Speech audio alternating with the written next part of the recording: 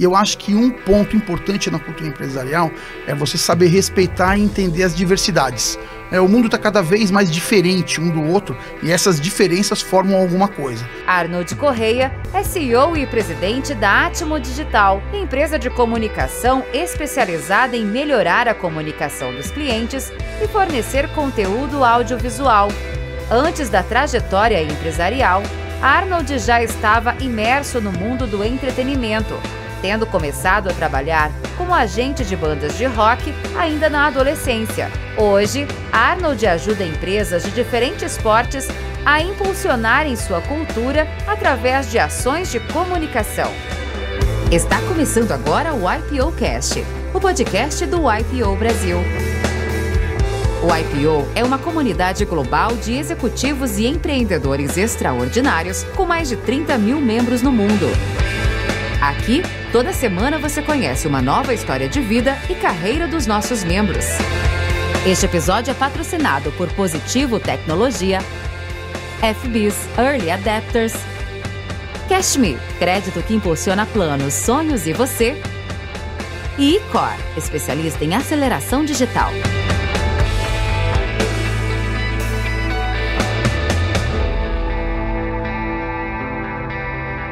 Olha, hoje temos aqui o Arnold Correia, Duane.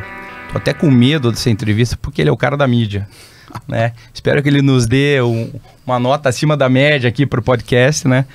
O IPOcast 2023 com muita novidade, Arnold, vamos até falar sobre isso também. Du, de novo, sempre bom, meu parceiro, meu wingman aqui.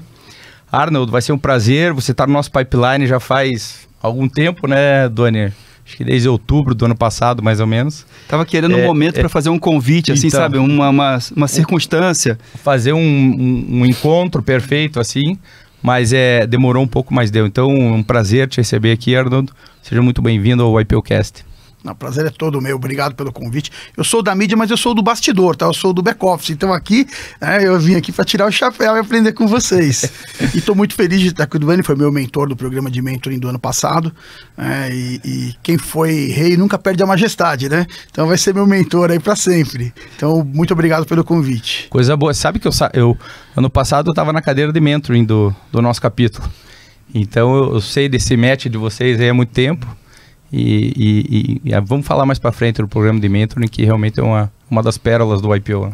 Imagina ser mentor do Arnold, né? É o contrário, a gente aprende muito mais, né? Então, um prazer te receber aqui. A gente queria muito ter você aqui e ouvir tua história. E a gente sempre começa o nosso podcast ouvindo das pessoas, assim, as suas origens. Eu queria que você falasse um pouquinho de como é que é para você, na tua visão de mundo, né? Na tua linha do tempo, como é que você descreve teu início de vida? Bacana. Eu sou uma pessoa de origem simples. Meu pai nasceu na Alemanha, mas a família era chilena. Eles foram para o Chile colonizar Valdívia. Conheceu minha mãe no Brasil, tinha uma diferença de idade razoável, né? E infelizmente faleceu quando eu tinha 3 anos, né? Então, assim, para mim é super bacana. Minha família é uma família de empreendedores. Eu passei a empreender, a viver a vida e me divertir nessa coisa de tecnologia, entretenimento, que é o que eu gosto de fazer e faço até hoje. Então, basicamente, não tive um dia de trabalho, me diverti todos os dias em que eu pude trabalhar. Então, estou muito feliz de estar aqui com vocês hoje nesse dia, para a gente compartilhar um pouco de sonho, transpiração e história de vida empreendedora. Arnold, e esse início de jornada ali, né? Você perdeu teu pai cedo, mas você teve outras influências na tua família que te ajudaram ali a construir teus alicerces. Conta um pouquinho desse momento de começar a ver o mundo, começar a se preparar para empreender, fazer suas coisas. Como é que era esse momento? Bacana.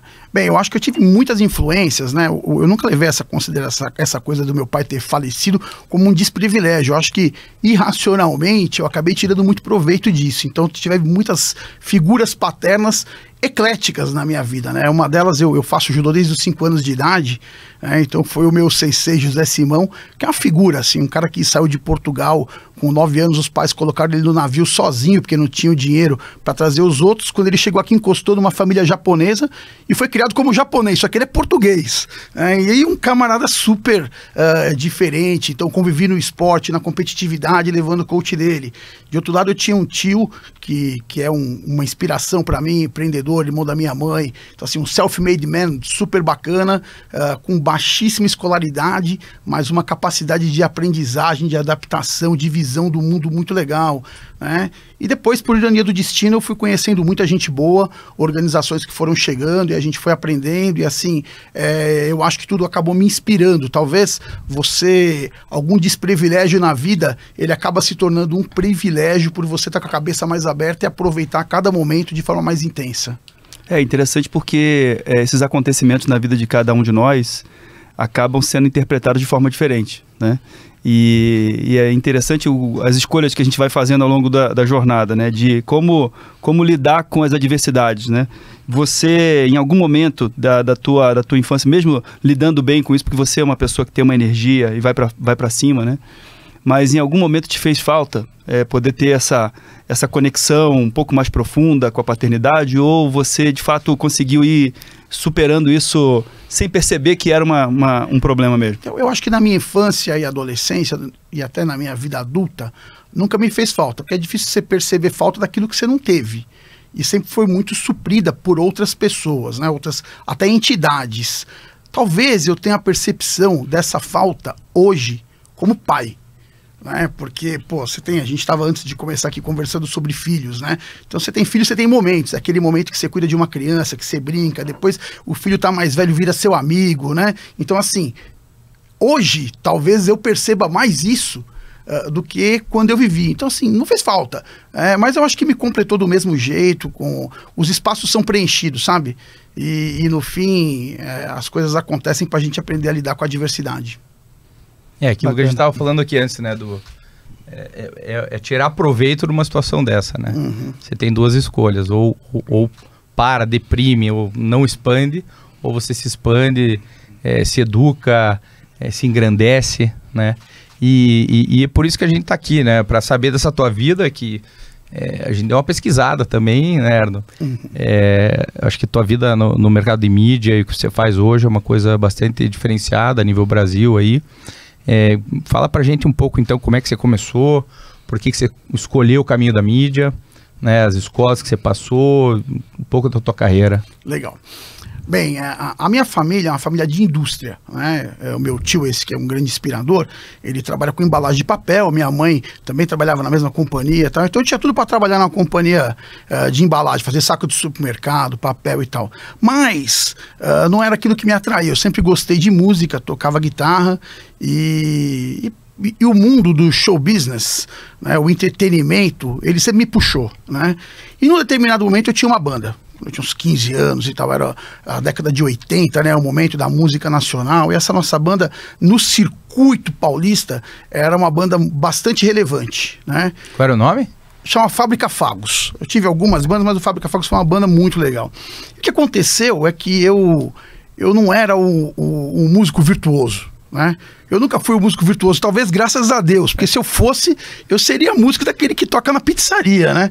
Mas como a minha chance de talento não era das maiores, eu precisava fazer alguma coisa na banda e eu era o bom vendedor, né? Isso eu tento ser até hoje, mas na época eu era o cara que tomava conta disso. Até que o cantor da banda foi embora, a banda acabou e eu fui convidado por uma outra banda para vender show para eles. Consegue arrumar lugares pra gente tocar? Eu falei, olha, eu consigo, mas eu vou precisar ganhar algum dinheiro, porque ali eu fazia, né, pela minha banda, agora eu preciso fazer isso virar alguma coisa. E essa banda acabou fazendo um disco de ouro, né? Era uma banda também do circuito nacional, chamada 365, teve um hit muito famoso e tal, e para mim foi super bacana, porque eu consegui transformar aquela minha paixão num trabalho, né, e meio que me desvencilhar de trabalhar nas coisas que eu não queria, de família, coisas que eu achava chatas na época, né? Depois dessa banda eu acabei indo trabalhar com uma outra banda, surgiu por uma oportunidade, o cara que sentava do meu lado estava de saco cheio de trabalhar com a banda, que ele era empresário, que era do irmão dele, tinha comprado um sítio, um barco, queria fazer outras coisas da vida, e falou, cara, você não quer vender isso pra mim? E eu assumi esse negócio, aí fizemos 2 discos de ouro, e aí definitivamente eu tinha mudado o rumo da minha vida para trabalhar com as coisas que eu gostava, né? E a banda? Era o Ira. Era o Ira. A gente fez aí, durante 2 anos, trabalhamos intensamente, e foi muito legal e tal, né? E aprendi demais com eles, né? Que ano, Arnold, mais ou menos? 90 a 92. Será a banda, uma das bandas da minha vida. 92, ali eu era adolescente. Da minha também. Caramba, que legal. Então, quer dizer que você trabalhou com a turma do Ira e junto com o Ira, nessa época, o Ira já era uma banda famosa, eu imagino, né? Mas não era tão famosa, tão nacionalmente conhecida como veio se tornar depois dessa época, né? A gente fez o primeiro e segundo disco, época de música, tema da novela das 8 na Globo, que era Flores em Você. Um disco inteiro de hits, então assim, foi uma fase muito positiva. Depois a gente acabou construindo uma outra banda de cover, era o momento dos covers, a gente fez um Guns N' Roses cover, que arrebentou, assim, fizemos quase 400 shows em um ano. Nossa. Né? Então assim, mudou totalmente o meu cenário profissional, né? E disso aí eu acabei, para não lidar com artista, que é uma coisa, para não falar que é difícil, não é tão fácil, né? Eu acabei montando uma discoteca num clube da Polícia Militar, e aí a gente se enveredou para trabalhar com hardware, né? Com equipamento. Porque que é uma discoteca é você botar equipamento junto com criatividade e tal e gerar entretenimento. E num determinado momento a gente desistiu desse negócio de entretenimento de noite e começamos a fazer evento corporativo. Era 94, 95, era uma época em que as convenções estavam nascendo, né? As convenções eram feitas de maneira totalmente diferente. Então a gente levou o quê? Um pouco do background de show business, um background de entretenimento, de tecnologia, pro evento de empresa, né? Pô, nessa época, para vocês terem ideia, o Itaú tinha umas 400 agências só. Então as empresas estavam começando a ficar grandes. E quando você fica grande, o que você precisa? Levar a mensagem para alguém. E aí o universo conspirou, cara, e a gente caiu nesse mundo onde a gente passou a juntar criatividade com tecnologia, e é o que a gente faz até hoje, né? Sofrendo a evolução do tempo, a digitalização, mas mantendo o mesmo princípio, né? De fazer coisas legais, usando esses recursos, que são os recursos audiovisuais, que cada dia que passa vão estar mais acessíveis e mais presentes na vida das pessoas. E cresce numa rapidez assim incrível, né? A tecnologia que você pode usar, tanto de vídeo, de áudio, de iluminação. A gente viveu todas as metamorfoses, né? Então, eu nem sou tão velho assim, mas você olha e fala, pô, a gente fazia um filme antes, entregava numa fita Betacam. Aí depois veio, depois da fita Betacam, uma fita VHS, aí um DVD, aí um CD, um pendrive, um arquivo. E hoje você serve um vídeo na nuvem, você não entrega mais nada, entendeu? E alcança qualquer lugar, né? Isso passou a fazer parte do nosso dia a dia, evoluir e trazer sempre coisas novas para levar para o cliente. Ô, Gustavo, eu estava aqui enquanto o Arnold estava falando, me lembrando que eu conheço a música Flores em Você, né? Eu me lembro da novela que ela tocava, né? E do sucesso que era a banda nessa época. De fato, era a maior banda, uma das maiores bandas do Brasil, né? E você era um cara jovem, você era um cara ajudando a produzir uma banda jovem. Como é que foi lidar com essa coisa do showbiz, das influências de CCD, como muitos jovens se cedem, e colocar a cabeça no lugar e poder realmente pensar num negócio? Ou tudo isso aconteceu? Cara, eu acho que eu tenho assim, um pouco falando da diversidade, né? Como eu sou filho único e não tinha pai, né? Eu sempre tive que ter muita responsabilidade. Então, eu nunca deixei as coisas saírem muito do meu controle. Eu acho que a formação do caráter, ela passa por algumas lacunas que você preenche na sua vida, né? Você nasce com as lacunas vazias e você vai preenchendo. Então, acho que assim, quando eu pego e olho para as características do judô, de ter responsabilidade de não chatear a minha mãe, de fazer as coisas certas, elas me levaram a levar o show business de um jeito mais certinho, né? E isso foi muito bom para mim, porque no final, o show business é uma coisa que realmente te consome, né, te encanta, e o Canto da Sereia, né, ele é devastador. Então assim, eu acho que eu aproveitei a melhor fase disso, entendeu? Eu aprendi a lidar com gente talentosa, aprendi a construir os meus ídolos como ídolos, nos lugares corretos deles como ídolos, né? E depois tirar esse aprendizado e levar para as outras coisas. Então assim, tem histórias e histórias para contar da fase da banda, né? Loucas, né? E aquelas que você fala, cara, por que essas bandas explodem e por que elas não continuam, né? É uma questão de gestão. E aí você vai levar isso pro resto da sua vida, entendeu? Então acho que é um aprendizado que eu tive ali, muito valioso de estar junto com as bandas e de viver esse momento deles. Conta um perrengue da banda do Ira pra gente aí, um perrengue desse assim, que você passou com a banda. A gente tem uma história da toquinha de Natal, né?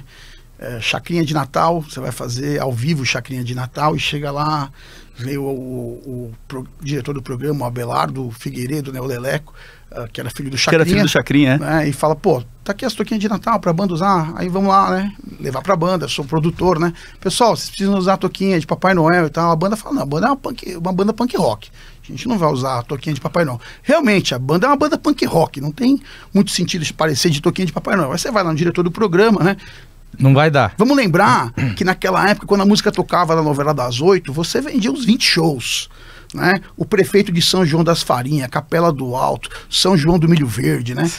O cara ouvia na novela e a filha dele falava, pô, traz esses caras pra cantar na festa do peão, na festa do milho, na festa da uva, na festa do morango. Então, pô, vamos agradar esses caras, que é o nosso portfólio de venda, né?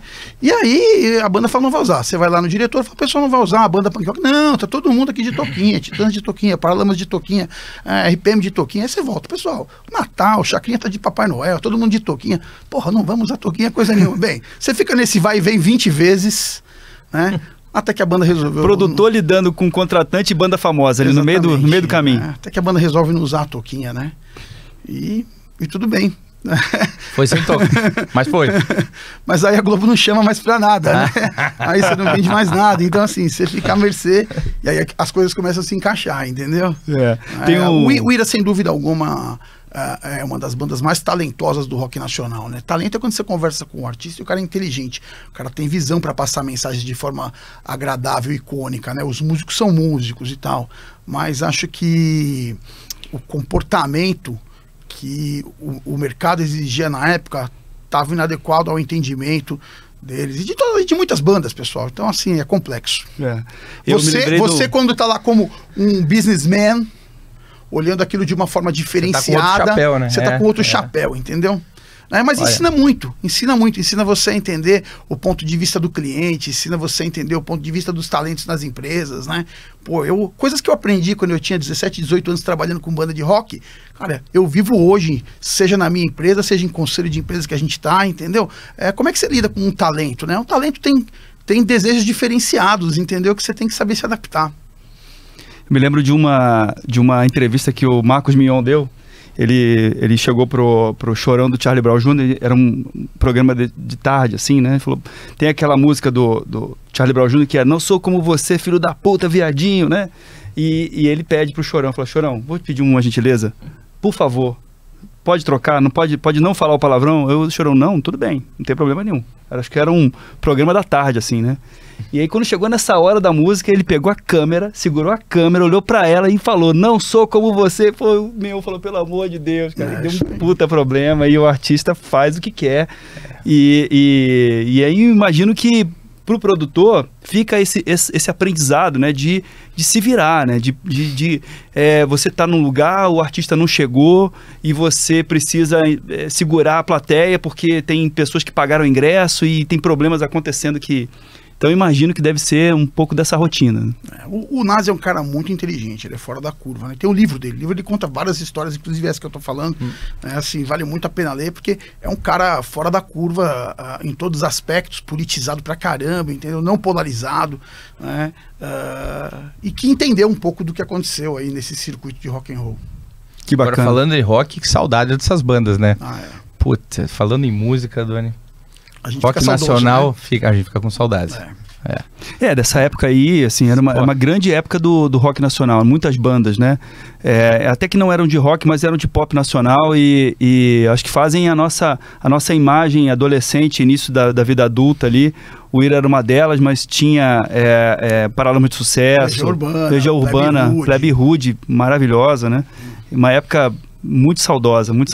Gangue 90, a gente fica saudoso, Gangue 90. Né? Mas eu acho que foi um momento cultural do Brasil, né? A explosão foi esse momento aí. Você tem assim, na década de 80, uma quantidade enorme de bandas e um espaço para que essas bandas pudessem prosperar e crescer e acho que a gente também, como ouvinte, também tem umas épocas, né? Tem algumas ondas que a gente acaba absorvendo determinado tipo de influência musical. E nessa época eu acho que os adolescentes, os jovens consumiam rock and roll um rock and roll que falava um pouco de comportamento, que falava um pouco de jeito de fazer as coisas, né? Legião Urbana, você pegar assim, talvez se a gente parar para pensar aqui, a gente lembra assim de 20 músicas diferentes, com a letra do início ao fim, né? Eu me lembro que as pessoas cantavam Faroeste Caboclo, que levava 8 minutos, as pessoas cantavam do início ao fim, porque era uma história, tinha uma sequência, né? E adolescente de 14 anos conhece as músicas todas e canta quando tá no camp com violão, né? São as músicas dos anos 80. E os seus filhos? Você tem 2 filhos, como é que foi o contato deles com essa experiência musical sua? Putz, maravilhoso, a gente contagiou os meus filhos de educação musical, né? Meu filho mais velho tem 22 anos, é um guitarrista, violonista virtuoso, muito melhor do que eu, né? Eu sempre fui um músico meio medíocre, mas eu não tô nem aí, mas ele toca muito bem e tal, e pegou o hábito do instrumento, né? Porque assim, quem gosta de música, eu acho que assim, a música é um momento de reflexão e de você arejar o cérebro, você desperta o lado oposto do cérebro do racional, e isso faz com que você circule mais, né? E quando o cara tá lá focado nas coisas dele, para e pega o violão, ele abre um pouco o espectro disso, né? E meu filho mais novo, toca piano maravilhosamente bem, que é um instrumento que eu ainda vou em algum momento da minha vida parar para estudar, entendeu?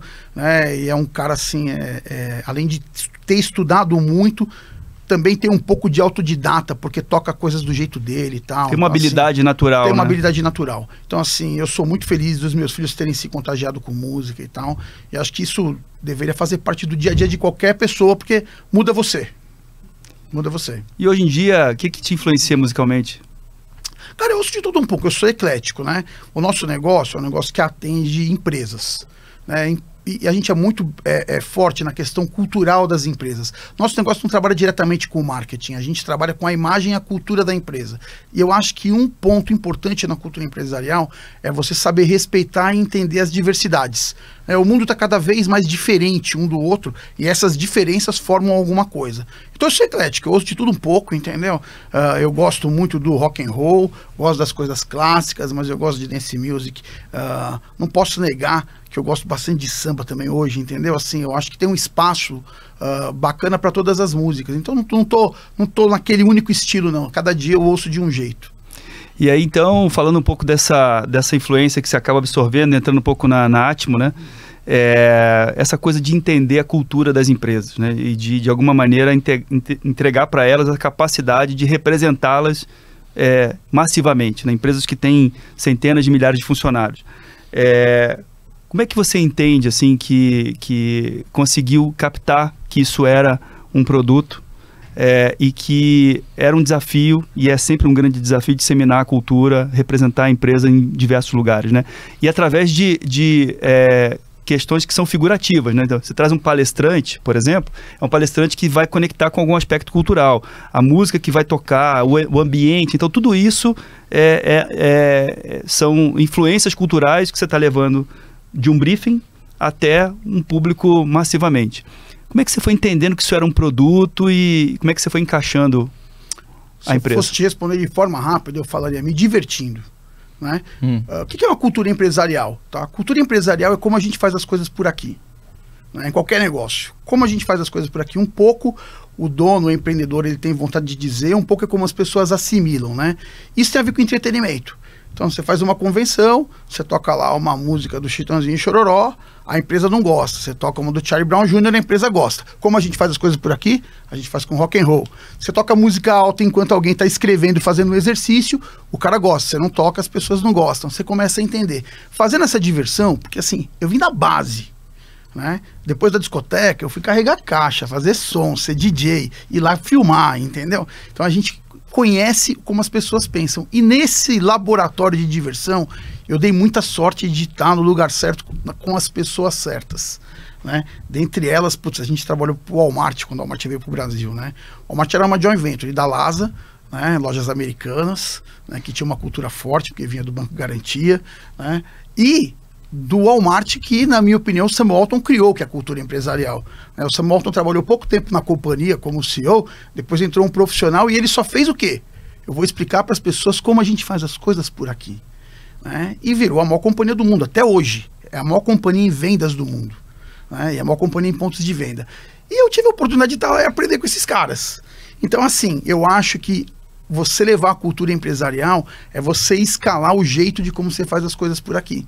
Né? E isso a gente aprendeu a fazer, cara, se divertindo, levando diversão para as empresas. A gente tem clientes tão diferentes, né? A gente atende companhia de auditoria, que é um monte de cara formal, né? E a gente atende companhia de web que, pô, o CEO senta no meio de todo mundo, fala, pega a câmera na mão, então assim, não tem regra.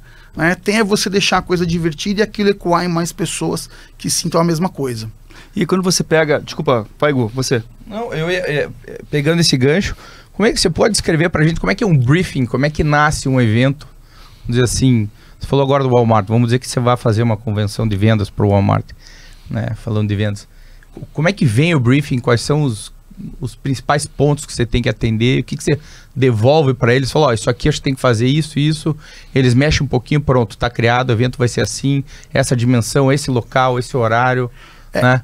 Essa é um pouco assim do que a gente gosta de fazer, é levar, porque cada fornecedor, cada operador, cada concorrente nosso tem uma cara, um jeito de fazer as coisas. A gente gosta de fazer as coisas e quando o cliente contrata a gente, ele sabe disso, com dois viés que podem parecer concorrentes, tá? A gente gosta de fazer de forma jovem e divertida, mas falando de trabalho. Nossa agência não é a agência que faz o entretenimento puro, que faz a ativação no Parque do Ibirapuera. A gente não é o melhor negócio para fazer isso. Mas a gente é bom de fazer a convenção de vendas. Fazendo como? Me conta um pouco, o que é que você quer falar? Quando o cara sair daqui, o que ele quer sentir? Ele quer sentir que ele está no melhor time do Brasil para poder fazer acontecer? Ele quer sentir que ele tem liberdade? Ele quer sentir que a empresa tem capacidade de colocar os melhores produtos? Me diz um pouco do insight. Esse é o principal briefing. De que forma a gente quer que esse cara haja? A gente quer dizer para ele o que ele vai fazer ou a gente quer sair daqui construindo alguma coisa? E aí a gente faz colaborativo. Volta para casa, cria um tema, cria uma imagem para esse tema, que vai percorrer o quê? O ano inteiro, cria como a gente vai dizer, em que lugar, esse lugar tem que ter sinergia com o que esse cara quer falar, né? O cara quer falar o quê? Que a empresa é uma empresa mórbida, vamos fazer dentro de uma igreja. O cara quer falar que a empresa está pegada, vamos fazer num acampamento, né? E aí você constrói isso e leva para o cliente aprovar e vai ajustando, entendeu? Fazendo a quatro mãos. Mas assim, a gente é muito bom em pegar o tema de trabalho, mas colocar um tom lúdico, e esse tom vai ser o quê? Vai ser o evento do cara o ano inteiro, não é uma única vez. Tanto que a gente sempre propõe ao nosso cliente que ele faça uma reunião de começo de ano e que ele faça no sprint final uma nova reunião para fazer o quê? Corrigir a rota e bater meta. Né? E os clientes não toparam, mas eu falei, pô, se eu te ajudar a fazer isso aí, me paga aí um percentual desse earnout, né? E a gente conseguiu fazer isso em N empresas, assim, a gente viu nascer, né, o que hoje é Ambev, né? Quando eu falo vi nascer, é fazer a primeira convenção chamada Ambev, entendeu? Assim, a gente fez 1000 coisas legais para tantas empresas, né, ao longo dessa jornada, que eu acho que assim, é se divertir e ver o resultado acontecer, mas não de forma pesada, de forma divertida, entendeu? Tem uma marca que já foi teu cliente, não sei se ainda é hoje em dia, mas que eu admiro muito pela maneira como ela não tem funcionários, ela tem seguidores, né? Que é a Reserva. E as convenções de vendas da Reserva são convenções muito interessantes, assim, um envolvimento de todo mundo, né? Pega o depoimento dos funcionários, aquela galera tá numa energia altíssima, né? Conta um pouquinho como é que é o bastidor de criar para uma turma dessa que já tem um ambiente, né? uma cultura fortíssima, né? Já tem um RPM alto. E tem um artista, né? Tem um speaker que é o Rony, né? É um cara que mobiliza não só funcionários, mas muita gente. É trabalho meio fácil, né? A gente teve o prazer de conhecer a Reserva logo no começo. Quando o Rony tinha quase que um business plan da Reserva, né? Uma amiga que é esposa de um amigo e cliente e tal, falou, pô, vai lá bater um papo com um empreendedor para ver o que ele acha, ele entende de varejo e tal. Então o Rony veio comigo fazer quase que um second opinion do negócio, né? E depois a gente viu nascer a Reserva e fizemos N convenções no mundo digital para levar pro pessoal e tal, entendeu? Esse é o tipo do cliente pilhado, que você leva uma ideia louca, ele transforma ela em louca ao quadrado exponencialmente, né? E volta e todo mundo vai te dando ideia, e aí você vai construindo e tal. Mas a gente viu também, eu sou orgulhoso disso, a gente viu nascer um comunicador de cultura numa empresa. Porque, lógico, a essência já estava dentro do Rony, mas ele aprendeu a gostar de fazer isso nesse negócio. E a gente viu centenas de CEOs, cada um do seu jeito, entendeu? Aprendendo o quê? É muito legal eu entender do meu produto, eu entender do business plan, eu ser um cara bacana quando eu estou falando de financials, mas eu saber contar isso para as pessoas e ter um propósito em realizar, é importante também, porque eu vou contagiar gente que tem a minha vibe e construir a minha cultura, né? Então, assim, a reserva foi muito inspiradora pra gente. A gente tem N clientes inspiradores. Se fosse falar, eu seria injusto com muitos, mas Magazine Luiza, a gente vê nascer a cultura do Magalu, assim, viu nascer junto, a gente ajudou a difundir a cultura para todo mundo, talvez seja o maior ícone, né? Porque a gente construiu a TV Luiza, foi o nosso primeiro projeto, era via satélite, exatamente o que é uma Sky. Então, em cada lojinha a gente instalou uma antena parabólica e toda quinta-feira fazia uma reunião, e acontece até hoje, tem 18 anos o projeto, né? Você levar a cultura de como a empresa pensa, como ela age, o que ela faz, o que vai vender, só que ao longo desses anos, a empresa foi se transformando, foi mudando os ciclos, foi mudando o que é, e o produto teve lá, e a gente viu os CEOs que iam chegando, teve a Luiz Helena, teve o Marcelo, teve o Fred, e todos os outros caras que estão embaixo, né? Que falar embaixo é ruim, parece que está menos, mas todos os que estão lateralmente ajudando, a saber quanto importante é você se comunicar e você levar o teu sonho, o teu propósito e até o teu vocabulário para a boca das pessoas, porque a empresa tem um vocabulário. Você parar para olhar, a sua empresa tem um vocabulário, a sua tem um vocabulário.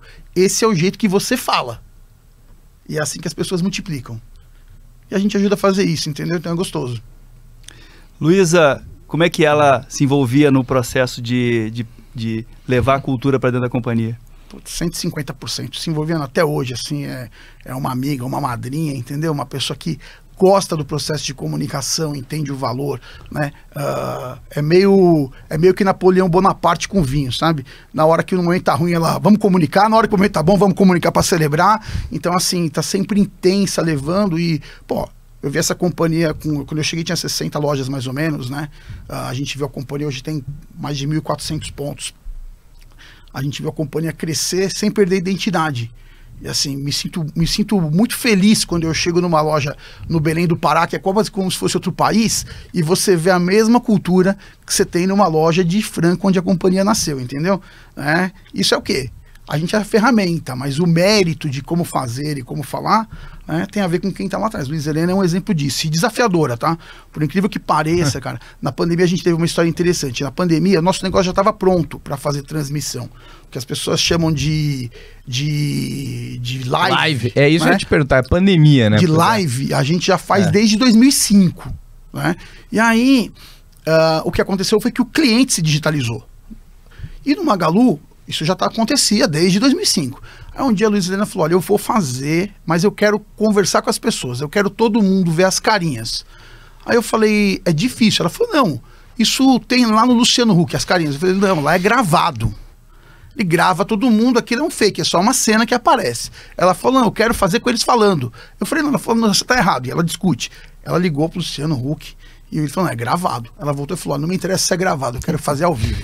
Bem, a gente fez a convenção com 3.800 pessoas que podiam responder. Então você tem uma plateia virtual, tá? Com mais ou menos 450 metros de painel de LED, com a carinha de cada cara dos 3.800. E ela falou, você aí de camisa preta e barba, me fala o que está acontecendo na sua loja, eu quero saber na sua loja. Cara, isso foi revolucionário, entendeu? Né? E isso, assim, a palavra é forte, mas o exemplo ele arrasta, né? A gente viu todos os varejistas do Brasil fazerem plateia virtual, até que a plateia virtual do Caldeirão do Huck também virou ao vivo. Ele teve que se adaptar também. Então, assim, tipo, é mudar, né? Então, ela é muito inspiradora nesse aspecto, cara.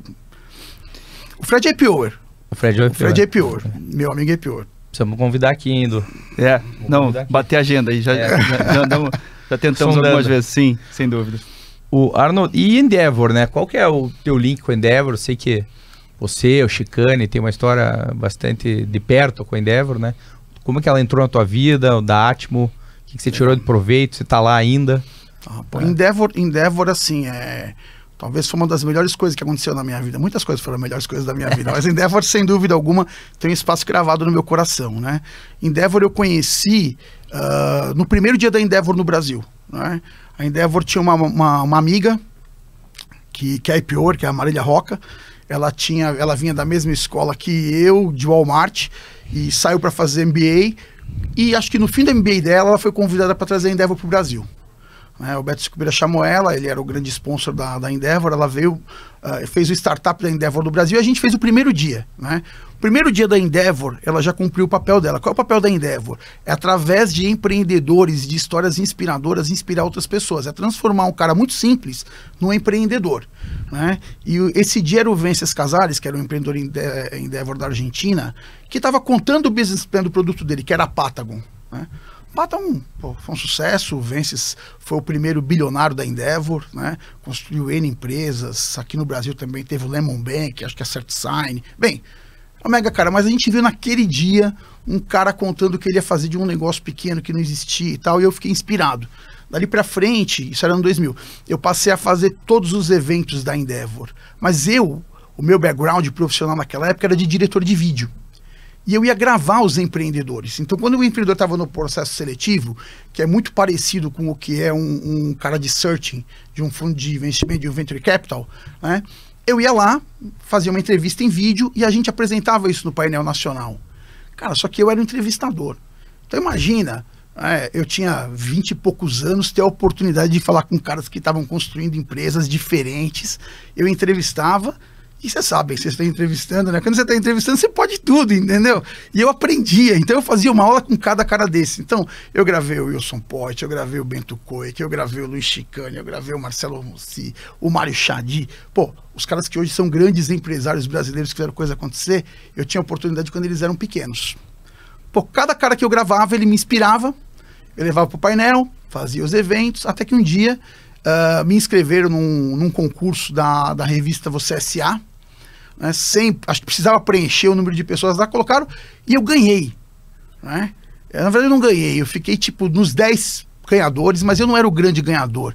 E eu falei, acho que esse concurso é uma marmelada, porque a gente não tem dívida, nosso EBITDA é campeão, e o outro cara lá ganhou, né?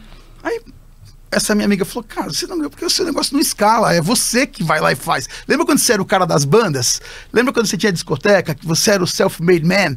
É isso que está acontecendo de novo nesse negócio. Enquanto você não escalar ele não vai mudar. E aí, essa palavra escalabilidade entrou e a gente começou a fazer a virada de chave, né? Até que o negócio mudou totalmente de patamar. Em 2006 eu fui convidado a ser empreendedor Endeavor. Putz, pra mim foi uma honra, né? Putz, que alegria, hein? É tipo você ser o mecânico da equipe de Fórmula 1 e um dia alguém te convidar pra correr no cockpit como piloto da equipe, né? Aí a gente foi... E eu tirei o máximo proveito, né? Proveito no sentido positivo de tudo que a Endeavor ofereceu, né? Pô, fui para Harvard, fui para Stanford, fui para MIT, fui para Wharton, visitei todos os lugares, fiz todos os tours, participei de tudo. E em cada momento que eu estava lá, era um momento de aprendizagem. Então, assim, mudou totalmente meu mindset, me colocou num outro lugar de pensamento, num outro lugar de relacionamento, e mudou a minha vida, entendeu? Totalmente inspirador. E construir amigos também, que assim, é muito legal. É como se você andasse com os seus ídolos, né? Em todos os aspectos lá. Eu tive a oportunidade de estar com o Arnold num jantar de Endeavors dessa época, né?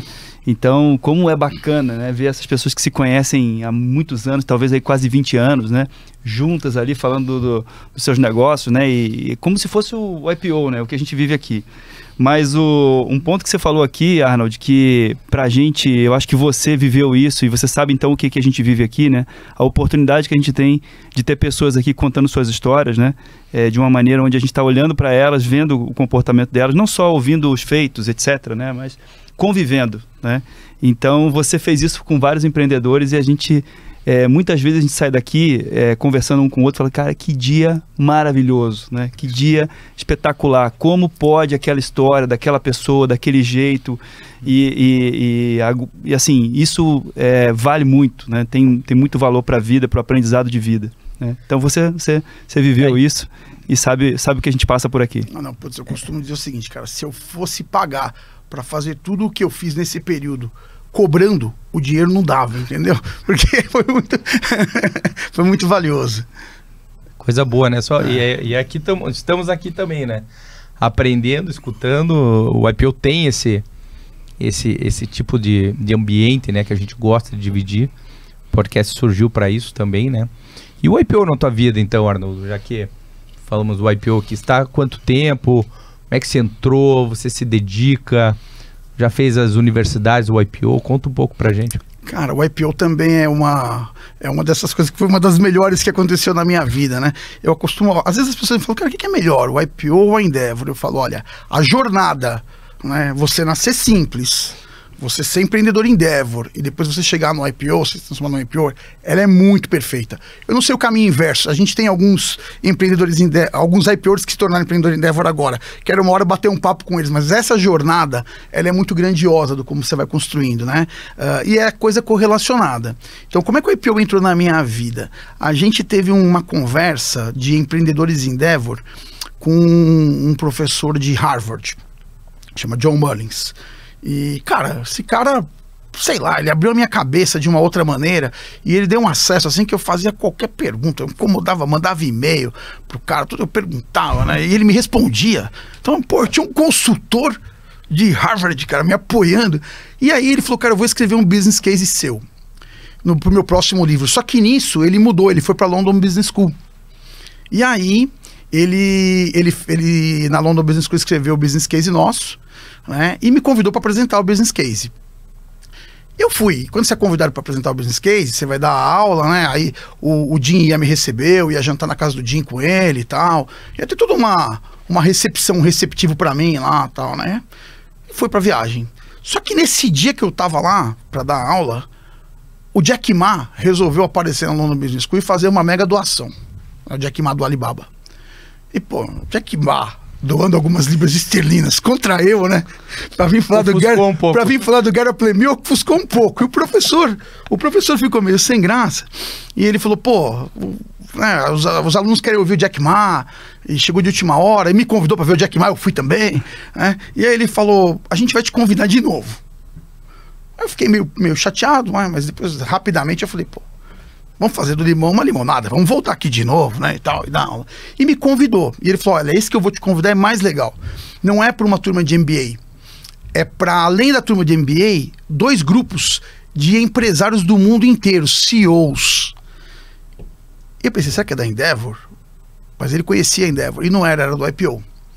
E aí eu fui apresentar o business case para 2 turmas, tinham 155 IPOs do mundo inteiro.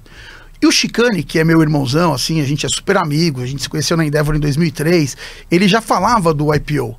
Mas eu tinha muitas coisas, eu era presidente de associação da minha indústria, eu era diretor de uma outra organização. Sabe quando você está de agenda cheia? Eu falava, cara, mais um negócio, eu não vou poder ir, né? Eu nem ouvia direito o que era o IPO. E aí, cara, eu fui lá dar essa aula, que foi fascinante, apresentar o business case, e tinha uns IPOs lá, que começaram a perguntar demais do meu negócio, né? Eu falei, pô, esses caras, a gente vendia publicidade na época. E eu falei, esses caras entendem muito do negócio. E eles eram os investidores, tinham uma companhia que era líder mundial do nosso concorrente nossa, que estava no Brasil e que tinha 10 investidores brasileiros. E os caras eram do IPO, os caras estavam lá, né? Então por isso que eles sabiam de tudo. Aí respondi, foi fantástica a aula. E aí alguns, dentre eles o Tom Osborne, o Moise Politi, o Ricardo Diniz, o Carlos Alberto Júlio, que hoje é meu sócio no negócio, né? Ah, então tinham brasileiros lá. Tinham brasileiros, tinham 155 pessoas de 55 países diferentes, né? Mas tinham esses brasileiros aí. Pô, acabaram me convidando para vir para o IPO, o Tom Osborne, né? E aí eu falei, pô, esse negócio de IPO é legal. Saí à noite para jantar com os russos, pô, foi show. E quando eu voltei, aí eu fiquei mais animado. Mas eu tinha umas coisas para fazer e fui deixando. Até que um dia, acho que foi o Chicane, ele falou, pô, tá chegando a hora, vai dar a sua idade. E aí eu entrei nos 45 do segundo tempo, para não passar, né? E me arrependo profundamente. Podia ter aproveitado o IPO há mais tempo, entendeu? Assim, quando eu cheguei, organização fenomenal, pô, nosso fórum é fantástico, assim, preencheu todas as lacunas que faltavam na minha vida com pares, entendeu? Então, assim, cada momento que a gente tem vivido aí no IPO, eu acho que tem sido muito engrandecedor, ao ponto de aprender coisas, ao ponto de conhecer pessoas interessantes, e também estendendo, né, para a questão familiar e pessoal, coisa que na Endeavor a gente até que tem um grupo de amigos, mas o foco da Endeavor é inspiração empreendedora, né? E o IPO, putz, ele te preenche como um todo. Então, conhecendo pessoas fantásticas, é o meu mentor, né? Então, assim, acho que isso foi muito bacana, entendeu? O Arnold, o IPO é maravilhoso na vida de todo mundo, né? A gente sempre fala do IPO, assim, todas as pessoas que vêm aqui, a gente conversa e pergunta, né? A gente percebe o tanto de impacto que o IPO causa na vida da gente, né? Eu queria voltar um pouco na empresa, né? Que a gente falou um pouco da Atimo e eu não sei se a gente já deixou claro, assim, como é que é o processo, né? Entendemos que existe um briefing que uma empresa faz para a Atimo e a Atimo entrega essa experiência dos funcionários e nas convenções, etc. Mas pega um grande varejista brasileiro, uma empresa que tem unidades em todo o Brasil e que vai fazer uma parte desse encontro presencial, uma outra parte à distância. A Atimo entrega o one-stop shop para esse cliente, equipamentos, ele paga pelo serviço com toda a infraestrutura envolvida. Como funciona isso? Pô, tava evitando fazer merchan, que eu sou muito vendedor aqui, mas agora eu vou ser obrigado a ir forte, porque assim, a Atimo é uma experiência singular, tá? Porque a gente tem uma agência que constrói a ideia, mas não só constrói a ideia, ela constrói a ideia e fala, como é que a gente vai operacionalizar essa ideia, implementar ela? Como é que eu faço essa cultura virar resultado na empresa? Então vamos pegar um case da Swift, né? Swift é uma rede de lojas, né, de proteína, que vem ligando o quê? A indústria, o produtor, a indústria com o consumidor. Então a gente construiu essa marca, ajudou a construir o desenho da loja, a gente cria o tema da campanha, que é o quê? É o drive. Então às vezes a companhia vai lá e contrata a McKinsey, a Bain Company, ela contrata o BCG para construir o planejamento estratégico dela. É muito legal, é muito sofisticado. Para o C-Level, para os acionistas, para o board member, para os investidores. Mas como é que você faz esse planejamento chegar na pessoa que está lá na loja e ganha R$ 2.500 e é a pessoa mais importante do seu negócio? Porque ela vai falar com quem? Com o seu cliente. O cara que está aqui em cima, ele é o estrategista, mas ele não está no dia a dia conversando com a pessoa que entra na loja. A gente pega essa coisa sofisticada, traduz numa música, traduz numa imagem, numa frase, chama as pessoas para um encontro e conta para elas o que é que a gente vai fazer esse ano para poder fazer o quê? Mudar a vida das pessoas. Sempre mudar a vida das pessoas. Quais pessoas? Todas as pessoas que estão rodeando o nosso ecossistema, que são quem? Os nossos fornecedores, os nossos colegas de trabalho e os nossos clientes. Só que a gente faz isso de forma muito simples. E aí aquele menino que entra para trabalhar no primeiro emprego, ele entende aquilo, se motiva, se transforma num gerente de loja, num diretor regional, num vice-presidente operacional, e um dia ele vira um CEO. E eu já vi isso acontecer muitas vezes. Só que a gente faz isso como? Vamos reunir todo mundo num dia. Antigamente, a gente reunia o máximo de pessoas possível. Hoje eu falo, nós vamos reunir todo mundo. O máximo de pessoas possível presencialmente. E as que não puderem vir presencialmente, nós vamos fazer o quê? Digitalmente. E a gente bota numa convenção da Swift 1.000 pessoas presenciais, mais outras 3.800 à distância. E o CEO da companhia, o fundador da companhia está junto com aquelas pessoas e conta a história dele, que é inspiradora, conta o que vai acontecer. E mês a mês, a gente vai fazendo o quê? Uma atualização. Por quê? Porque cultura é que nem missa. É que nem fé. Eu não sei qual é a sua religião, mas no dia que você vai lá se dedicar, que você vai no templo, que você ora, que você ouve o sermão, você sai cheio de fé. Mas quando chega na quinta-feira, você tá meio fraquejado. O trânsito te abalou, as contas te abalaram, a sua mulher te abalou, o seu marido te abalou, e aí a sua fé tá mais ou menos. Aí você vai de novo e você ressurge. A gente faz o quê? Entende, transforma, comunica em massa e depois a gente pontua. E no final a gente faz o sprint final. E através do quê? Através de imagem, através de som, através de música, através de speech de negócio de forma simples. E aí as empresas voam. É isso que eu ia falar, você tem que passar uma mensagem, conseguir traduzir tudo isso de uma maneira simples para uma pessoa que está começando que entenda e receba essa mensagem de uma maneira verdadeira, né? Exatamente. Aí tá um xizão da questão. Né? O Arnold, e a empresa média? Por exemplo, a empresa que é um hotel que tem 4, 5 unidades no Brasil, né, e que tem funcionários e precisa passar uma cultura. A empresa de alimentos de uma região que ela não é nacional, mas ela ocupa um espaço geográfico que é relevante, ela tem pessoas espalhadas. Essa empresa, médio porte, ela tem produto, a Atimo tem produto para essa empresa? Então, a gente tem... A cultura empresarial, há 20 anos atrás, ela era uma coisa que só uma grande companhia podia pensar. Tá? Ao passar dos anos, você vai vendo que qualquer empresa de qualquer tamanho pode trabalhar a cultura empresarial. Então, a gente tem clientes de N tamanhos, lógico. Hoje, talvez os nossos produtos, eles se adequam melhor a companhias com vocação para ficarem grandes. Mas a gente criou uma outra empresa, o Carlos Alberto Júlio é meu sócio nessa empresa, né, que chama Experience for You, que a gente faz o quê? A gente criou um programa chamado Coworking de Vendas. E isso tem a ver com sonho. Tá? É como a gente leva uma convenção de vendas igual a de uma empresa grande para quem tem uma empresa pequena.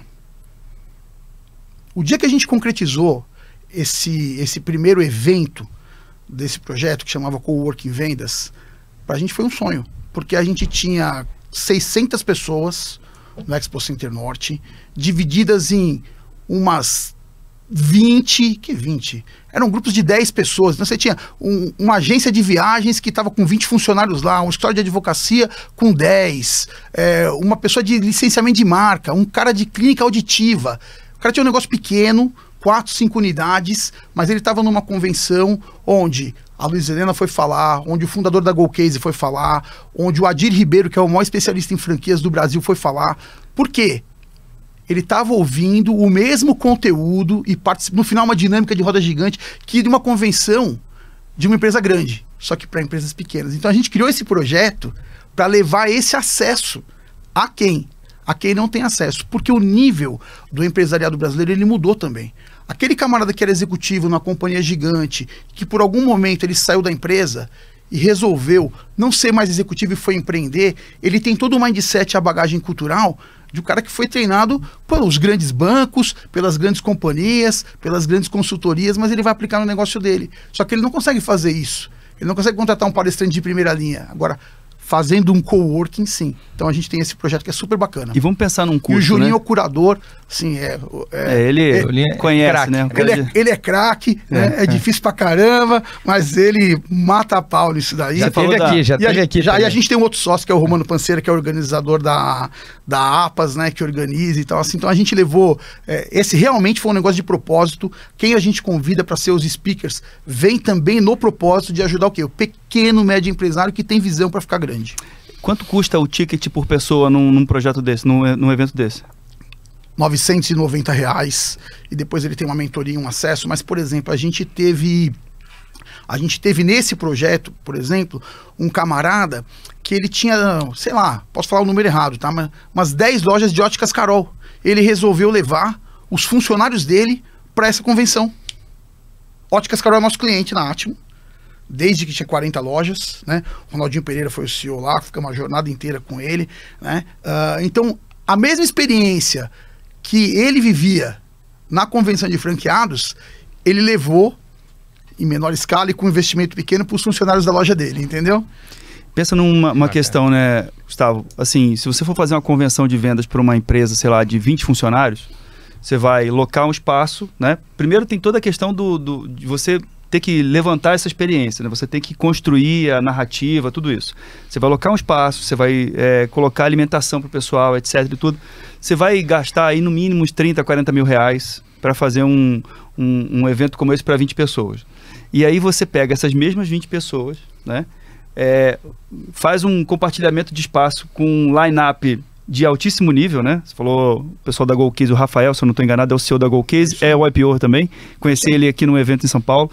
E você faz um line-up de altíssimo nível, ou seja, você está dando para aquelas pessoas um acesso que aquela empresa com 40 mil reais jamais daria, e fazendo pela metade do preço. Não, então, é no mesmo dia todo esse pessoal, tá? Eu estou imaginando. No mesmo dia você tem um empreendedor que resolveu fazer capinha de celular lá no Ceará, vender na internet, se transformou no maior vendedor de capinha de celular do mundo.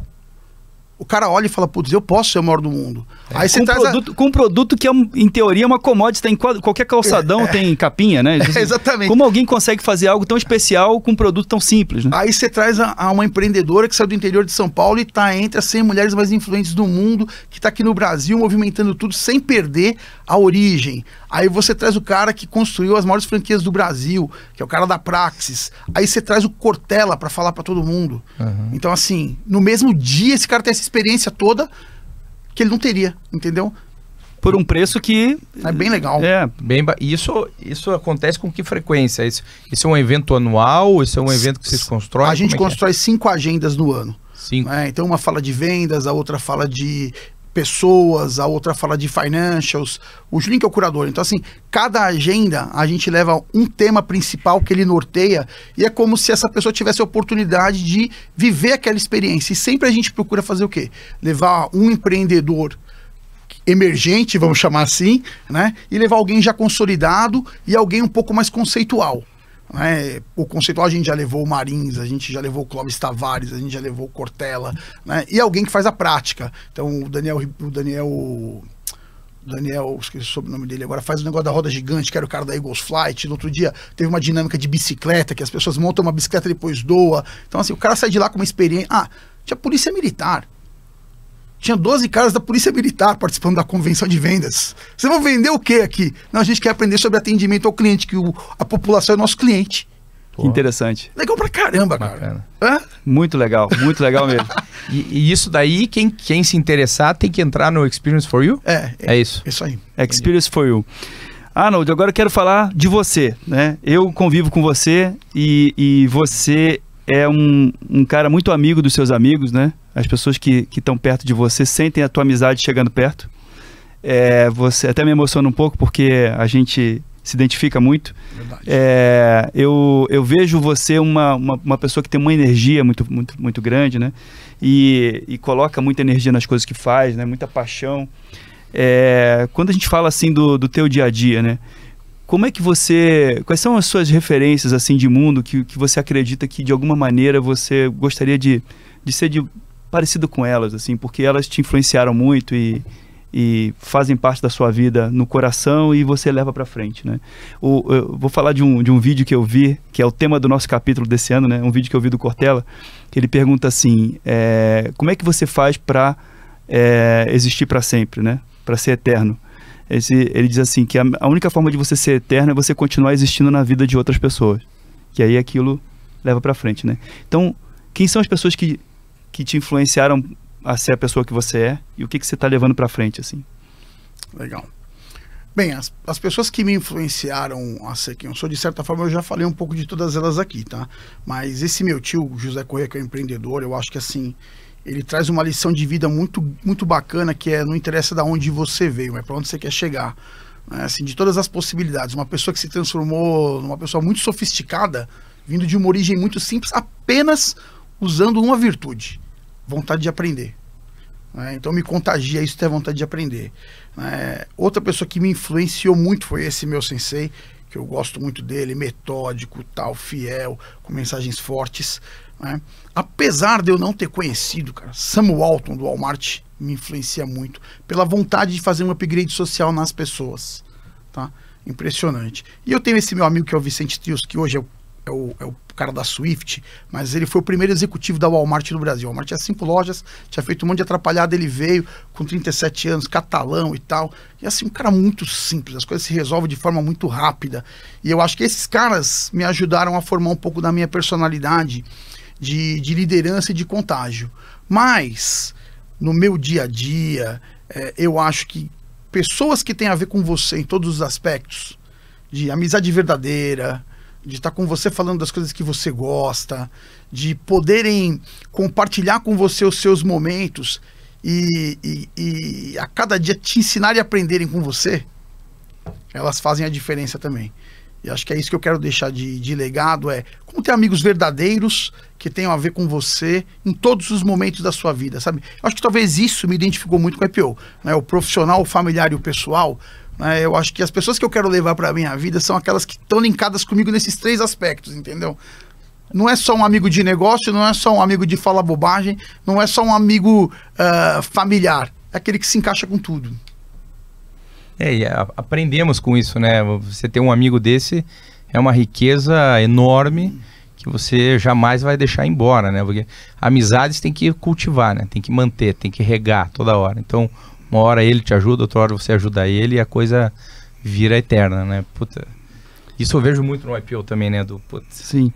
Ô Arnold, e seu time? Como é que você entende, né? Que influencia o tipo de pessoa que você se tornou, com tudo isso que é importante para você, dentro da sua empresa, com as pessoas que trabalham com você? Legal. Se eu perguntar lá pro teu time de diretoria, que está mais em contato com você diretamente, né? Assim, pessoal, o que o Arnold deixa para vocês aqui? O que você acredita que vai ser a resposta? Eu acho que eu deixo para o meu time um legado de decisões compartilhadas, sabe? Ao longo de muitos anos, o que a gente fez foi o quê? Foi ser mais um, incentivando o crescimento. Então, na Atimo eu tenho uma sucessora, que é uma menina de origem muito simples, assim, o pai dela foi motorista de ônibus a vida inteira. E a menina, cara, fez MBA, mudou de vida totalmente, né? Super batedora de metas, dedicada ao negócio, envolvida com a cultura, que quer ver as pessoas progredirem. Então eu acho que assim, é uma cultura de compartilhar. Eu tenho hoje um prazer lá na nossa companhia de ver um time jovem, 80% do time tem menos de 30 anos. Qual é o tamanho do time hoje na Atimo? 240 pessoas diretas e mais 380 técnicos credenciados, né, no Brasil inteiro, em 1.950 cidades. Nós estamos presentes hoje em 1.950 cidades, são todas as cidades do Brasil. Então, assim, em pontos dos nossos clientes. Onde tem uma Cacau Show tem ponto nosso, onde tem uma Óticas Carol tem ponto nosso, onde tem um Magazine Luiza tem ponto nosso, e precisa ter um técnico para instalar, desinstalar e fazer manutenção, que vive da gente, que muitas vezes aprendeu com a gente.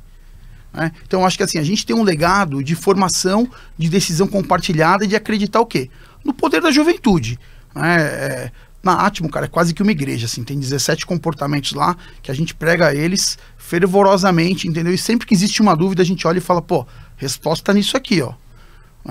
Por quê? Porque é um negócio de pessoas ordinárias fazendo coisas extraordinárias, de decisões e propostas simples, de muita clareza no que a gente faz, de cultura de aprendizado, né? O que trouxe a gente até aqui não vai levar a gente até lá, sempre muito aberto para tudo, entendeu? E mais do que ajudar os nossos clientes a fazer as coisas, a gente aprende com os clientes o que dá certo e passa a fazer dentro da companhia também.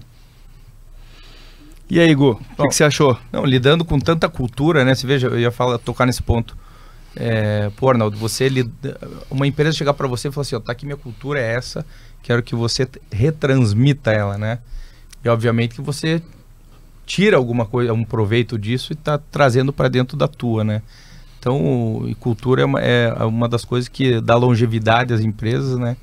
A gente vê muita empresa aí não existindo mais por quebra de cultura, enfim, propósito, tudo mais.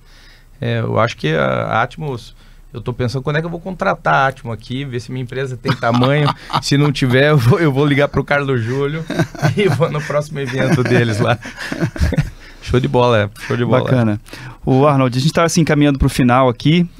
A gente sempre que traz um convidado, a gente tenta escolher um livro que se pareça com o convidado, né? Okay. Eu tenho a felicidade de conviver um pouco mais com você e sei que você está num momento assim olhando para o mundo de uma maneira reflexiva, encontrando projetos novos e se colocando de uma maneira aberta para fazer coisas novas, né? E aí tem um livro aqui, que quem teve essa ideia desse livro foi o Ventura Pires, que é um livro de Luc Ferry, que é Aprender a Viver. O Luc Ferry, ele era muito perguntado sobre questões de filosofia pela formação dele. E ele sempre na família explicava, né, o que era, o que não era, né, o conceito. Então ele percebeu que ele deveria escrever um livro de filosofia com um apanhado geral das principais questões filosóficas do mundo, né? Então, o Aprender a Viver é um livro que tem esse apanhado filosófico. Não sei se você conhece, mas queria deixar ele para você. Tenho certeza que ele vai mexer com você de alguma maneira e é de propósito. E te agradecer, meu amigo, por tudo que a gente pôde fazer juntos, o tanto de aprendizado que eu tive com você. Eu fui seu mentor, mas na verdade eu fui o seu mentee, né? Você tem muita experiência e foi uma experiência muito significativa para a minha vida. Você não foi, você continua sendo. Exato, não acabou o mandato ainda, né? Muito obrigado. Não acabou o mandato ainda. Vou aprender aqui muito com o livro, cara. Pô, me senti, vou entesourar ele. Muito legal. Gu, tá contigo. Arnold, prazer mesmo. Espero que a gente se cruze mais próximo, mais aqui de vezes em São Paulo, que a gente venha, porque essa energia tua aqui é contagiante, né? E que a gente possa participar dos teus eventos também e tirar um pouco de proveito disso. Obrigado por abrir o coração aqui também pra gente, contar toda a tua história linda de vida, que com várias coisas boas, como você mesmo falou, né? Difícil escolher uma melhor, várias melhores coisas. Não, e parabéns, né? Acho que esse ponto da Endeavor, eu sabia da Endeavor, por isso eu quis perguntar. Eu acho que são aqueles momentos de vida que você estava lá na hora certa e soube tirar proveito de uma maneira sadia, né? Uhum. E com certeza mudou tua vida, mudou a vida da tua família, da Atmo, e depois disso veio muito mais coisa. Parabéns, obrigado, foi um prazer imenso. Legal, eu que agradeço, pessoal. Muito obrigado pela oportunidade. Quero também parabenizar vocês pela iniciativa do IPOcast.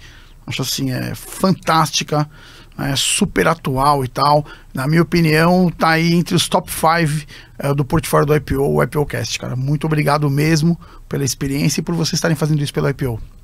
Obrigado, meu amigo. Obrigado. Não deixe de escutar os outros episódios do IPOcast, disponível em todas as plataformas de streaming.